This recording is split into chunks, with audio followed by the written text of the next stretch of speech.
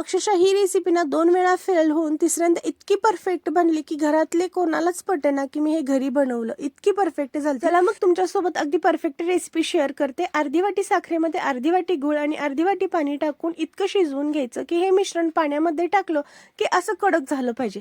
त्यानंतर गॅस बंद करून घ्यायचा आणि एका नॉनस्टिक पॅनला थोडंसं तूप लावून घ्यायचं आणि त्यामध्ये हे मिश्रण टाकून थोडंसं थंड करून अशा पद्धतीने फोल्ड करून घ्यायचं आणि हाताला थोडंसं तूप किंवा तेल लावून अशा पद्धतीने लांब करून कात्रीच्या मदतीने कट करून घ्यायचं. जाडसर असेल तर थोडंसं असं मध्यभागी कट करून तुम्ही याचे छोटे छोटे गोळे बनवून घेऊ शकता.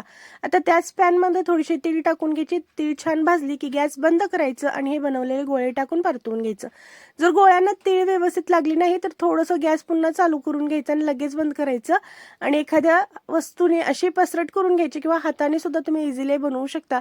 तर मार्केट सारखी आपली हे रेवडी बनवून तयार झालेली आहे. ऑडीचे पेपर स्नॅक बॅग्स मध्ये थोडेसे टाकून तुम्हाला पॅक करून पाठवलेले आहेत. ज्यांना मिळालेले आहेत त्यांनी कमेंट्स मध्ये थंब पाठवा आणि ज्यांना मिळालेले नाहीत त्यांनी कमेंट्स मध्ये रेवडी टाईप करा.